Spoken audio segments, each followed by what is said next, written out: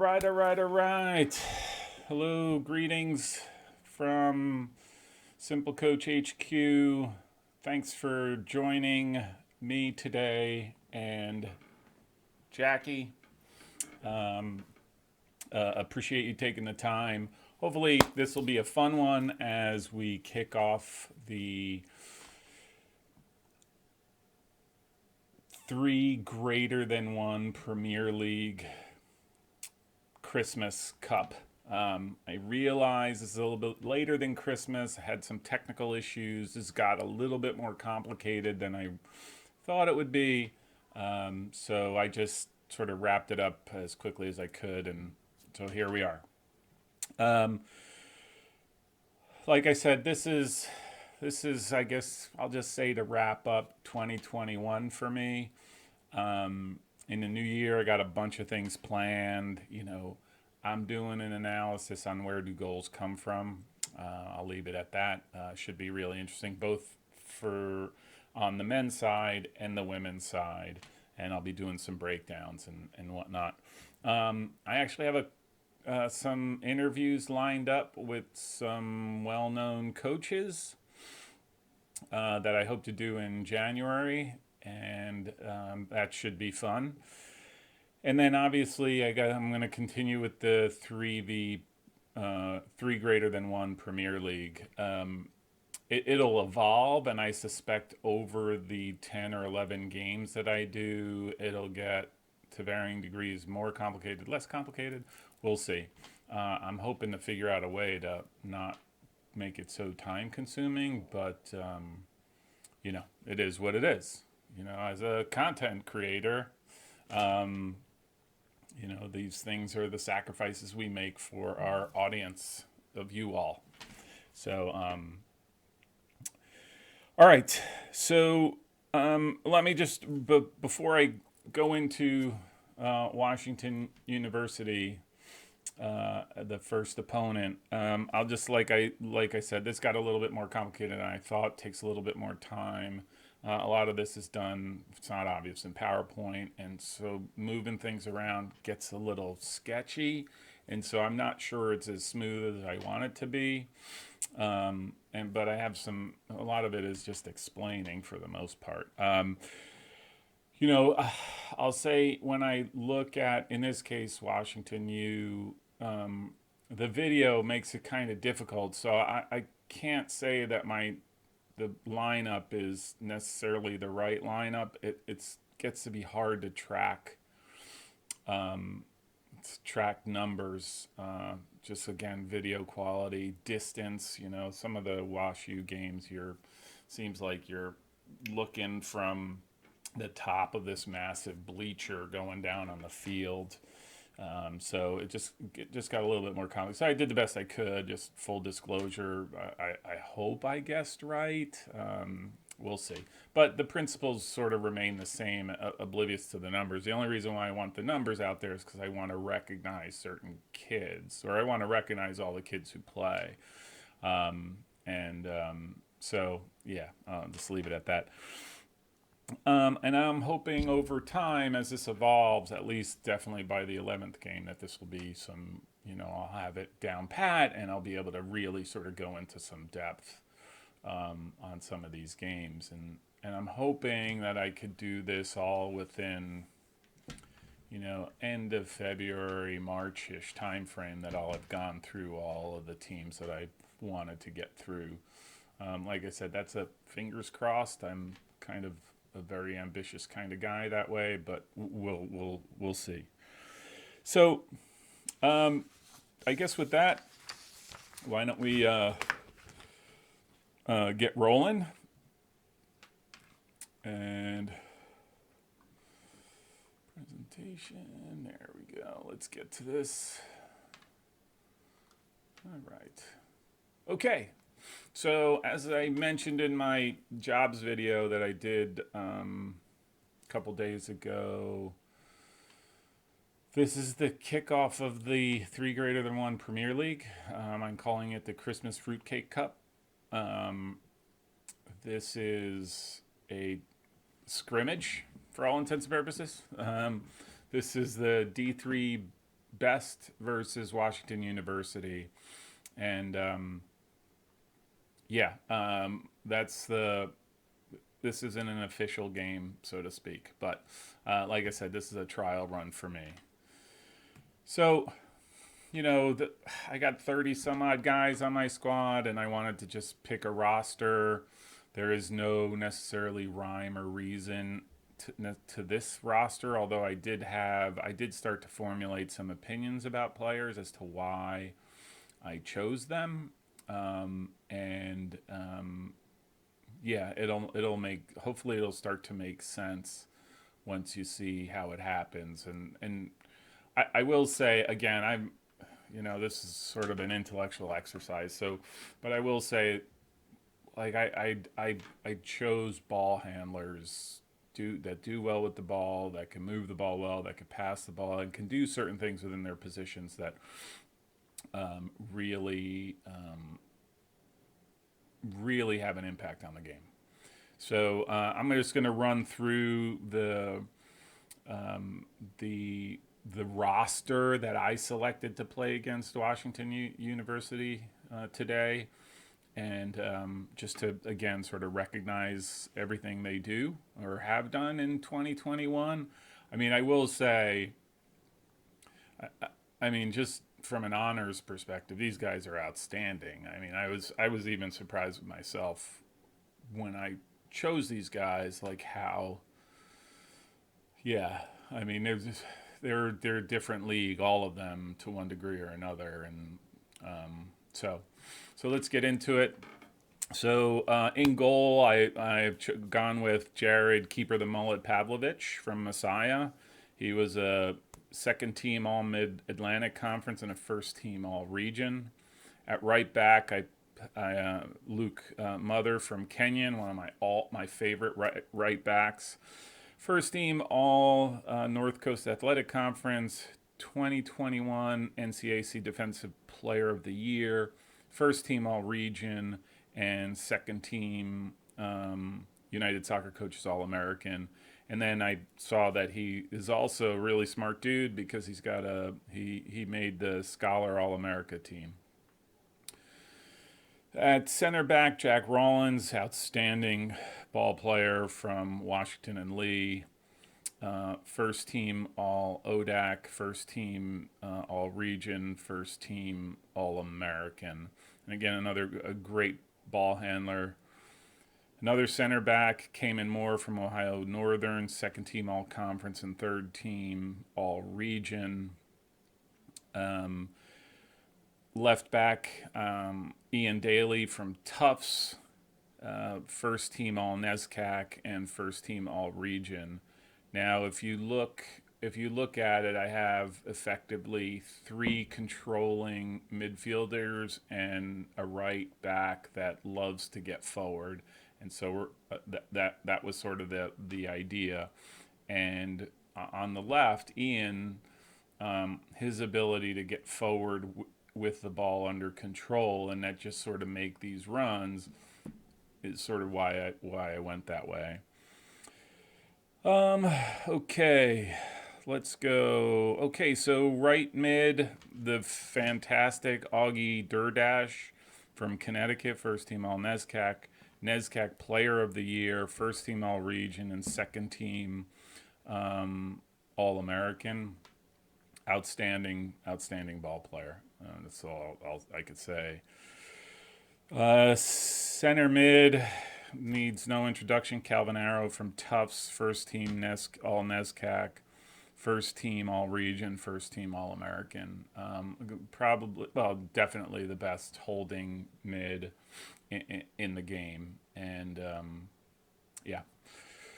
Left mid, Colin Chubfordle from University of Redlands, first team All SCIAC and second team All West Region.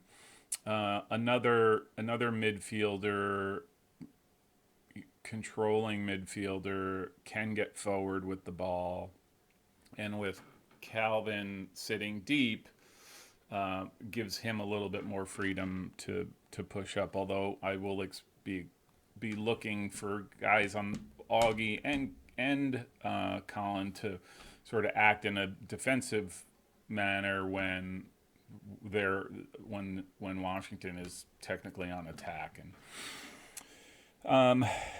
And then, okay, up top, we're going on the right, Michael Meese from Trinity. First team All SEAC, first team All Region, first team All American. I really like this guy. Again, he's great with the ball at his feet and not afraid to take guys on. I'm actually going to park him out wide, and you'll see why. On the left, Darius Siapush from Catholic University, first team All Landmark Offensive Player of the Year, and second team All Region. I'm a really big fan of Darius just because he has a knack to win the ball and go after guys, and has the speed and the technical ability to get around players.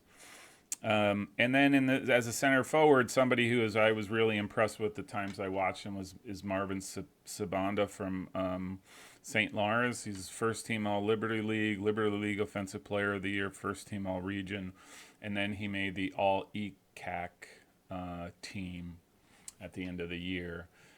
Really skillful. Again, not afraid to go at guys, not afraid to make moves. And that's sort of what I want of the front line, right? To be really aggressive in the right spots to go after goal. So that's that. So that's my lineup for this game. All right, let me just make sure I got everything square. Okay, so I'm just going to outline the formation. So when you look at Washington U, they're like a lot of teams.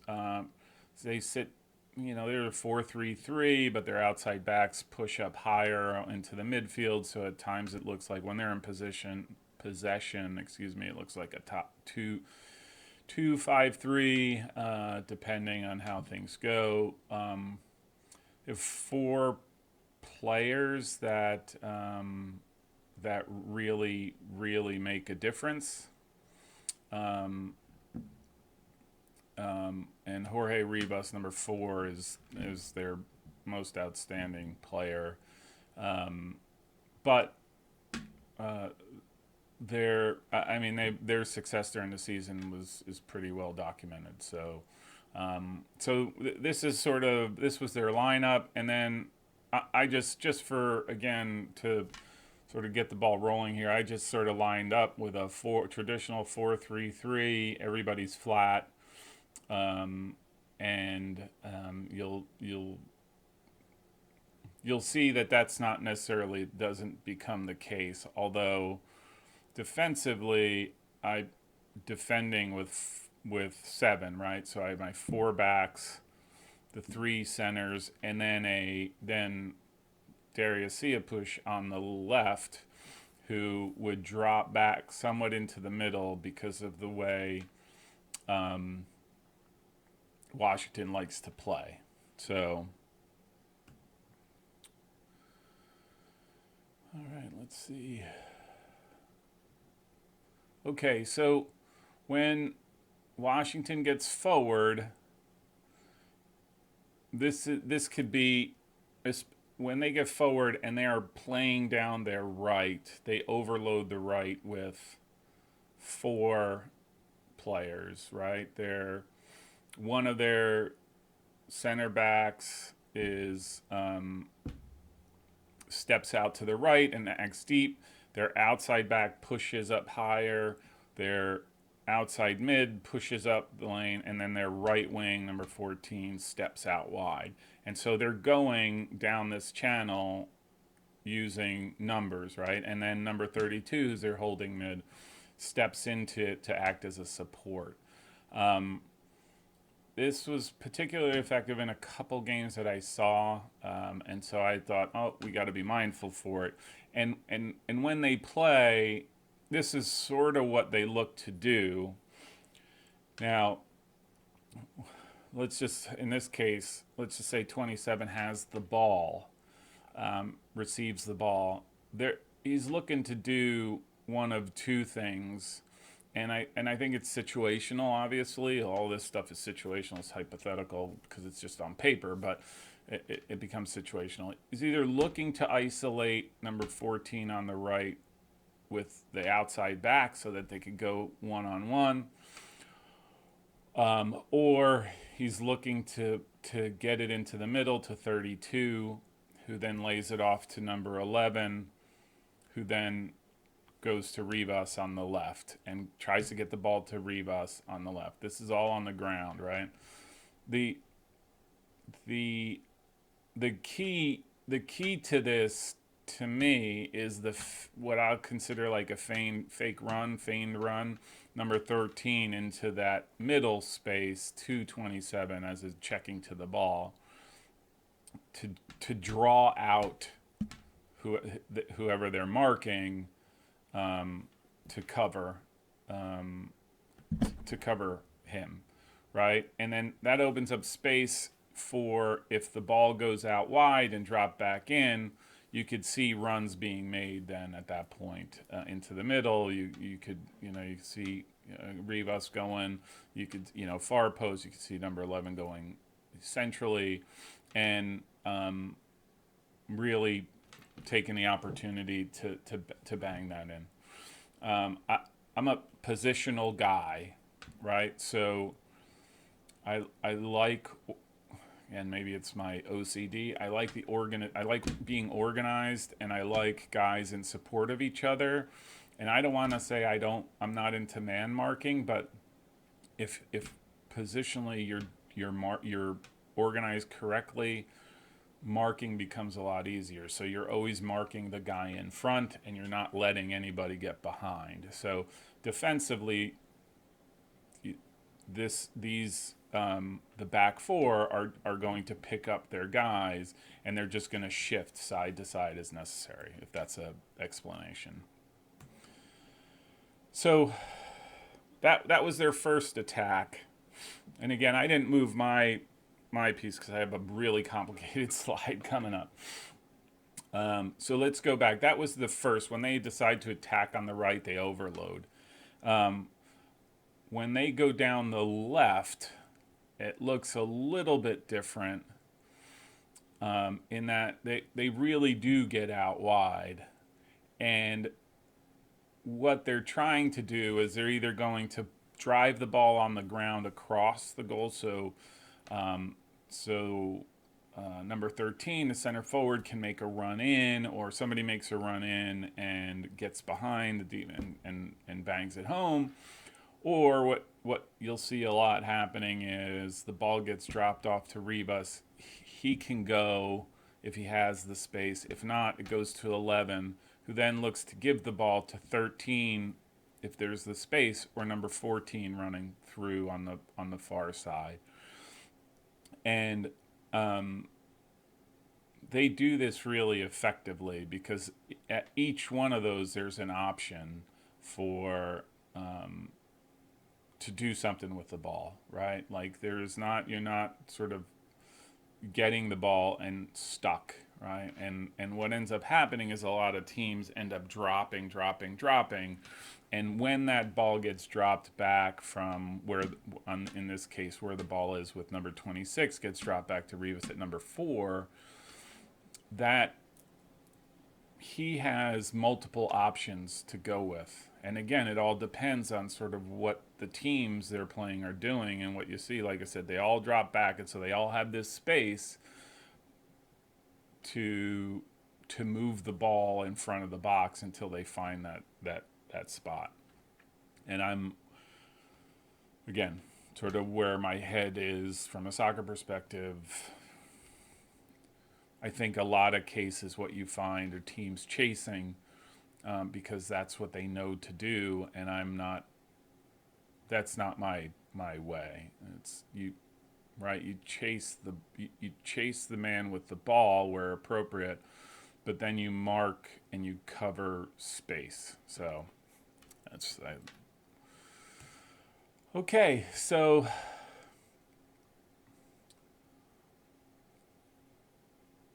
this is where they were just before, sort of, again, the back three. You could see this is sort of their setup to go to the left.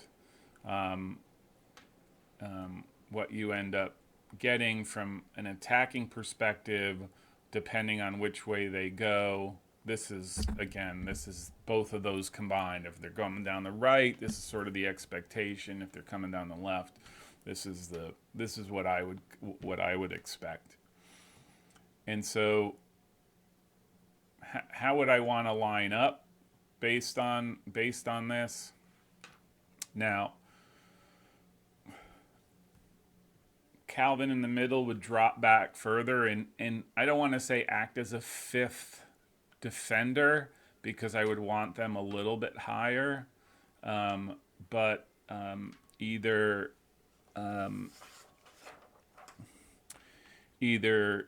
Jack Rollins or Cayman Moore would cover number 13. Ian on the left would cover number 14. Luke Mother on the right would be dropping back to cover number 26. I didn't sort of move my pieces around because, like I said, it just got really complicated.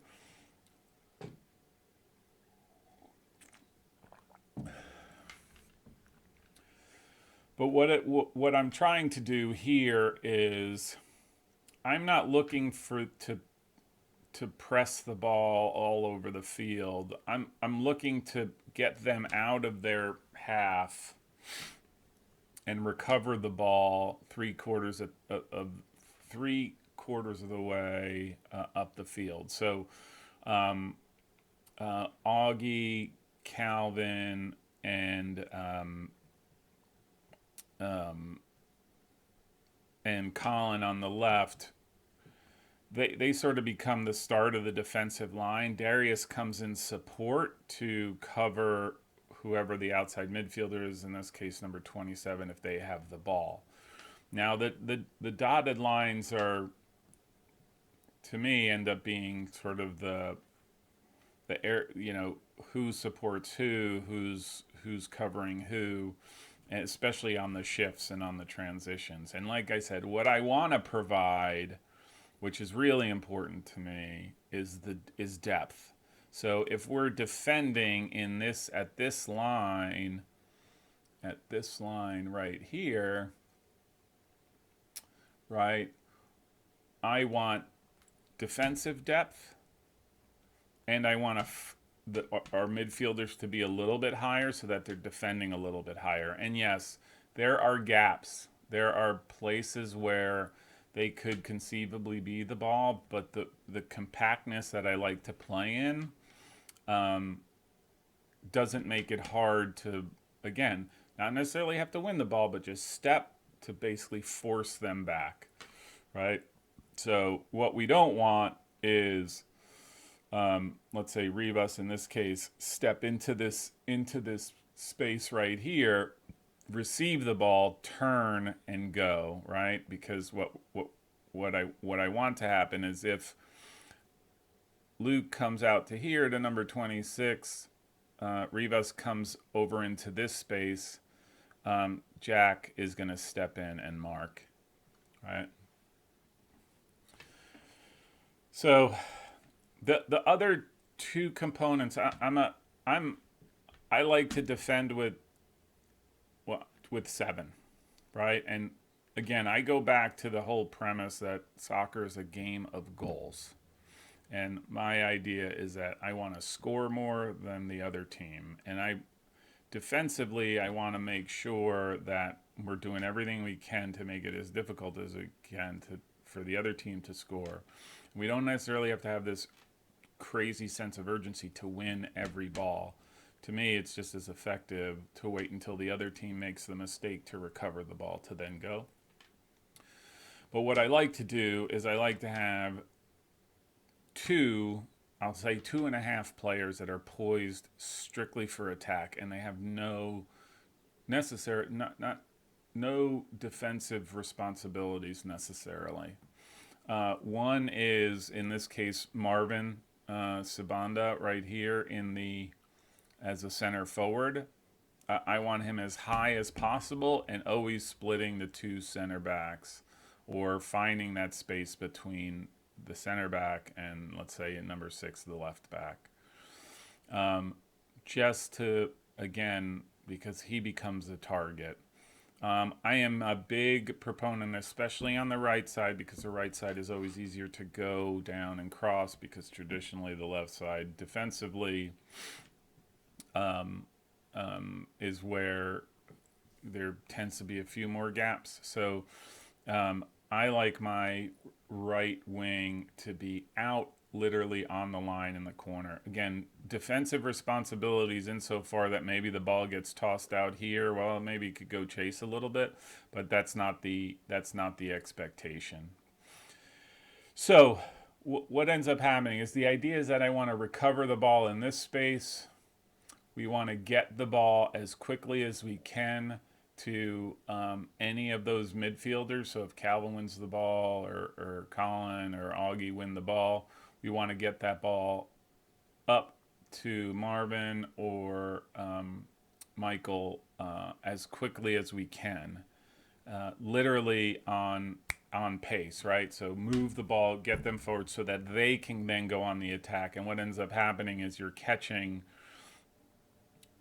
The idea is that you're catching their entire attack forward, and you're basically going to one degree or another, man for man. Darius would obviously step forward as well, but like I said, he does have some defensive responsibility because he's actually really good at winning that ball. But I don't expect him to sort of go super deep.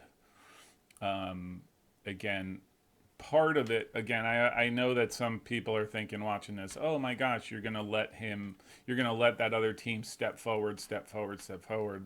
But the reality is that it again, the first 20 minutes is always critical, but teams realize, oh my gosh, I can't step up so high because my guy, let's say Darius, is not dropping back as far as I thought he would. And so they inevitably start to fall back a little bit more to defend. So, all right, so let me just talk really quick about, again, based on this, hang on, let me see if I can go back. Based on this is how I would quickly get out, right? I would win the ball goes to Michael or Marvin, even Darius, depending on where he's at or where the ball is recovered. But the idea is to get that ball forward quickly.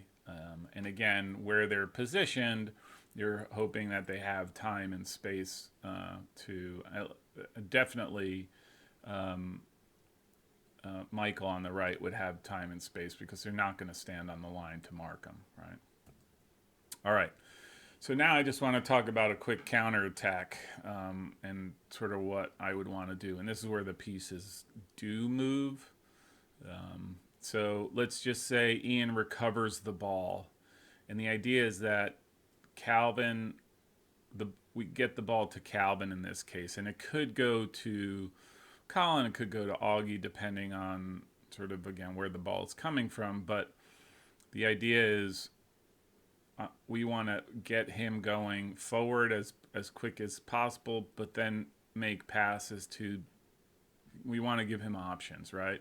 So the options are there's the three options that we want him to pursue is one out to Michael, one is actually even higher up for Michael, depending on where his defender is. Can we get the ball between the defenders and into space for Michael to run onto? And then from there, right, what is it that we have the ability to do with the ball? And here we see all the guys, we're dropping back into formation on what an attack would look like. And so I mentioned Darius gets the ball out wide, not so high as Michael is, but now has the ability to go to drive forward. And that's what we're looking for him to do. We have Marvin here, who is, again, sort of trying to occupy this central space, which, again, I'll explain here in a little bit as to why that's why that is and why that's a big deal for for me, and why. And again, it goes back to my goals analysis or what have you. Uh, let's see, Augie here, again, is sort of in between that space, looking to get the ball and has options. We want Luke to get forward again. Again, sort of defensively, Ian steps up, can go into the middle space here. Colin obviously can do that as well and support whichever way the field is. We are going to have Cayman and Jack sort of act centrally, and what's going to end up happening is number 26 and number 14 are going to drag back into the play. I couldn't figure out how to do double movements, so whatever. So they're going to drop back in play, and so what's going to end up happening is you're going to have 2, 3 defenders, sometimes fourth, where Colin will end up being. As a midfielder, it depends on sort of what Ian's doing. If Ian's stepping forward, Colin would drop back, and that would be the idea. And so where we want to get the ball, whoops, let me see. This might have screwed this one up. Oh yeah, okay, this is, let me just go again. Okay, so the last one, sorry, this one is on the counter. So when it's fluid and, Washington stepped forward and we're catching them out of whack and we're getting them forward and we're trying to break quick. All right, and let's just say that emerges into nothing. The next, yeah, here we go.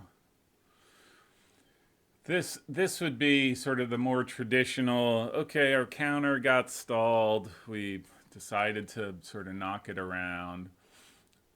This is sort of their defensive posture, where they have 4 in the back, sometimes 5, depending on what their center mid, defensive mid is doing. But he's generally the guy between the lines, and then you have a line of 4 here defensively. And so this is sort of the way I would look at it from my perspective.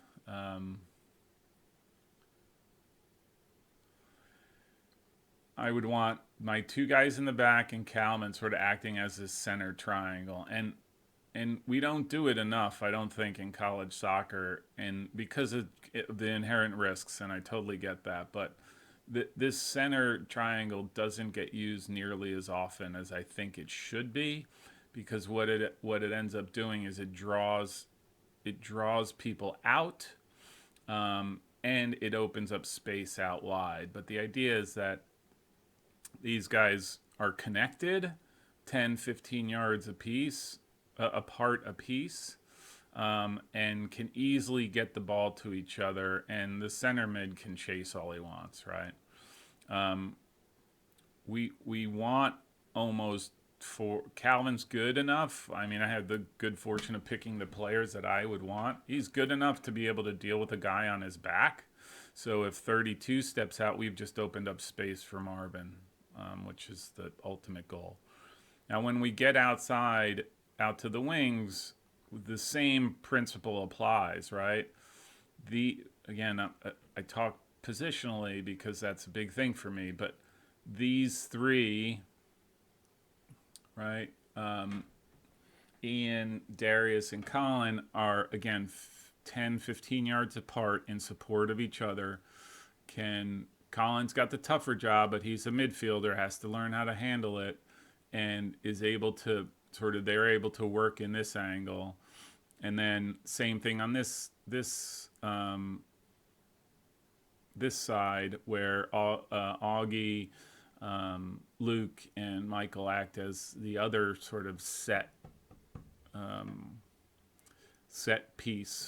triangle, where they move the ball. And again, if they have to go back, they go back to this. The ball goes back to this triangle, right? And it's, again, when we have the ball, I don't want to say we're not marking. We're mindful of defense always, but we have the ball.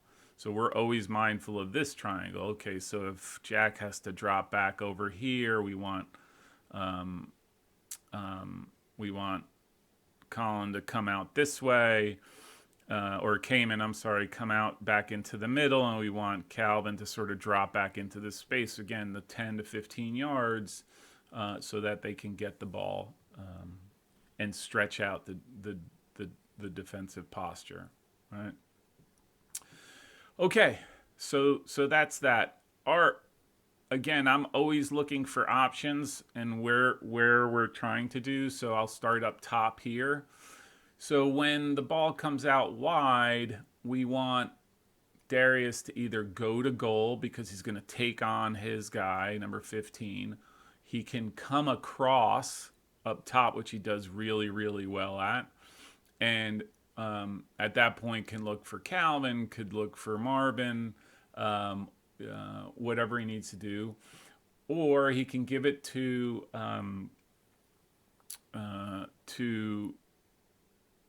Colin to make a run through, right? So ball comes here, Colin is running through, ideally between these two defenders, and again gets into the 18. Calvin has multiple options here in the middle. Obviously can look to Marvin if the ball comes quick enough. He could Darius can make a run in, same, and he can go to Augie, who is great outside and has a great shot from distance. He's critical. Calvin becomes critical because he stops and starts any attack, especially down the middle. So. On the right, Augie can go into the middle, can make a run. For me, the right side ends up being through ball heaven because all these guys have speed and have talent. So Luke can make a long run, right? Keep Michael out wide, or can make a long run into the box. Michael can run into the box, can run across to sort of free up space for Luke, and then Augie, again, like I said, can make multiple runs. And then Marvin in the middle has freedom to do whatever he wants to do from an attacking perspective, to get into space to own the ball. So, and it's all going to be dictated by, who's coming where and what runs are being made. What's next? Okay, and so this goes into one of my next early in the year, maybe the first week in January, where I talk about, or second week, we'll see, timing wise, is where I talk about zones in the attack where you want the ball, because there's a greater likelihood that if you get the ball in those spots, you have a greater chance of scoring. I'm not sure. I mean, I think some of it's obvious just because of positionally where it belongs, but if you, and I'll give you some stats when I get a chance, but so there are two areas that I want the ball to get to. One way or the other, cross ground, but the ball gets into those zones, you stand a greater likelihood of scoring. So the first one is at the 6, obviously. I mean, that's, you get a lot of opportunity, in that spot, and so much so that you're probably looking at 20% of all opportunities that get into that space, you're looking at is a goal, right? So it's a high percentage. It's probably more like 23 or 25%. So a quarter of all opportunities that get there is a goal. The other zone outside is same thing. You're looking at, in that range, you're looking at, if you get the ball in this zone, so where Marvin is, 50% of opportunities go in. So when you score a goal, you have a greater likelihood of scoring from here than you do from even here, believe it or not, which totally startled me. But I don't want to go into that yet because that's, like I said, another video. And then ultimately, this zone is where I want the ball. This is where we want to penetrate to. I'm not, right? Like, I don't want to be in this upper corner. This upper corner doesn't get me the goals that I need. Where the ball needs to get to is in this zone, which represents 55% of goals come when the ball gets to here. And what do I mean by that? And I'll go into greater detail. The ball gets into that zone. The next pass or shot is a goal, right? So just because you get it there, you still have work to do. But a ball goes in there, you take a shot,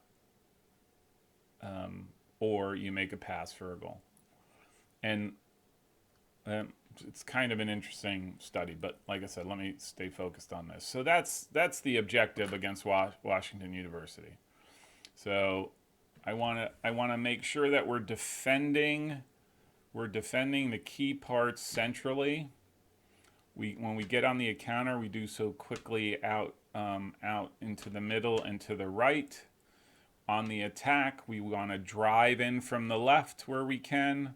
We want to make runs on the right. And then we want to let Marvin sort of pick in the middle in that zone so that the ball comes in. He's the best positioned to get the ball and score, which he's capable of doing. Okay, so based on that, the winner of the 2021 Christmas Fruitcake Cup is D3 Best. We win this one 3-1. Goals scored by Darius Siapush. He has a goal and assist. Michael Neese with a goal. Marvin Sabanda with a goal. And Calvin Arrow with 2 assists. And Washington U got a goal because I know the left side is a little vulnerable because of the talent they have there. So Owen Culver got a goal and Alex Smith got the assist, who was the left back. So that was the 3GreaterThan1 Premier League 2021 Christmas Fruitcake Cup. D3 Best lifting the trophy. Woo! It was the great coaching. What can I say? Okay, and up next, the next team I'm going to take a look at and try to dissect a little bit is North Park University, and that'll be the sort of the first real game. I mean, real game in quotes, I guess. Just a reminder. So in 2022, we'll obviously start with North Park, and we'll sort of work through the fixture list that I went through. We're going to do where do goals come from, both the men and in 2021 for the men and women. I've broken out and taken a look at goals. I have a couple humdinger interviews with a couple coaches. I don't want to let too much out of the bag yet, but really excited. And then I'm hoping there's a couple legendary coaches that I hope to reach out to. Jay Martin at Ohio Wesleyan, absolutely fantastic coach. He's one that's sort of on my target list. But there's a number of coaches that I hope to interview. And again, I've interviewed job-wise, hiring people, but I haven't done the Charlie Rose, George Stephanopoulos, type interviews. So we'll give it a whirl. And then I have a couple other things too lined up. Taking a look at goalkeeping in particular, which is my bread and butter, and sort of what I think of goalkeepers now, and the way I think they should play, and because I think we've sort of gone off an errant path on goalkeeping over the last 10 or 15 years that, when 1 in 10 goals that get scored is caused by keeper error, and I'll talk about that in my goals analysis, that's too much.